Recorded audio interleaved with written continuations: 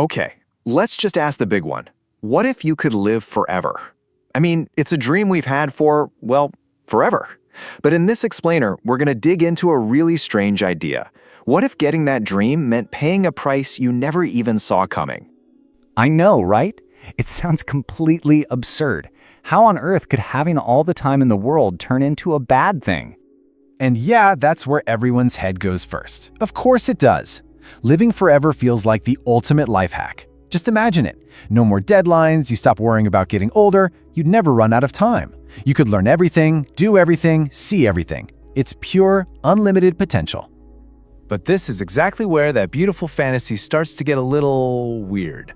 Because hidden inside this dream of endless time is a seriously strange paradox that kind of changes the whole picture. And here it is. This is the absolute core of the problem. You see, the things that make life feel meaningful, our goals, our passions, those moments we cherish, they might only have weight because we know our time is short. Meaning, it turns out, often comes from having limits.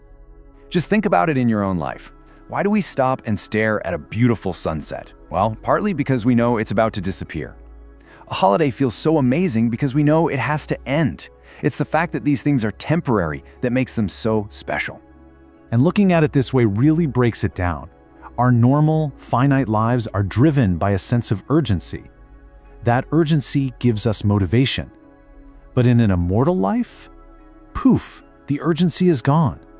I'll do it tomorrow could literally mean you'll do it in 1,000 years. So without that fire, what happens to the value of anything we do? It just becomes this big, giant question mark. So this leads us right into the argument for an ultimate, soul-crushing boredom. You can think of it as the problem of the endless checklist. Okay, just picture it. You have an infinite amount of time. So you do it all. You master every single skill. You visit every corner of the planet, maybe even the galaxy. You hear every story ever told. But then what? After you've checked every box, what's left? You're just staring down an eternity of doing it all over again. The novelty is completely gone. And you know, there's actually a real psychological reason for this. It's something called hedonic adaptation. Basically, our brains are hardwired to get used to stuff. It's why the thrill of getting a new car or starting a new job eventually just fades. It becomes normal. Now imagine that process stretched out over not just a few years, but millions of them. Even the most mind-blowing experiences would eventually feel blah. I love this analogy. Think of it like a story. What makes a story great is that it has a beginning, a middle, and an end. But if you were reading a book that just never ever finished, would you even care what happens on the next page? Why would you stay invested if you knew there was no conclusion coming?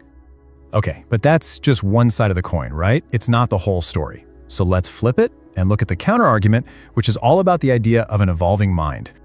This is the big what if. What if our minds aren't static? What if, given enough time, our consciousness itself could change and adapt to living forever?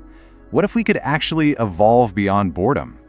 You see, in this version of forever, an immortal being wouldn't just be stuck on repeat. They might evolve to find new kinds of meaning, maybe in things we can't even imagine. They could create completely new challenges for themselves and totally redefine the very idea of what a fulfilling life even is. And all of this, these two totally opposite ideas, brings us to the formal definition of the immortality paradox. It's this deep conflict. The very thing we want, endless life, could be the one thing that takes all the meaning out of it. So let's try to pull these two arguments together. Because the takeaway here isn't that immortality would be simply good or bad.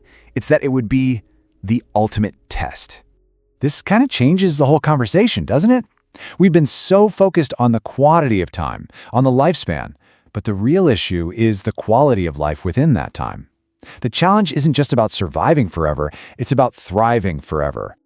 And that's really the heart of it, right here. Living forever wouldn't be this passive state of bliss. No way. It would be an active, maybe even exhausting, challenge to constantly find and create a reason to keep going, in a universe where nothing is ever final. And that leaves us with a pretty wild final thought. Maybe our mortality, the thing we're so afraid of, isn't a curse. Maybe it's the very thing that gives life its urgency, its beauty, and its meaning. Maybe that ticking clock in the background is what makes this whole thing feel so intensely alive. What do you think?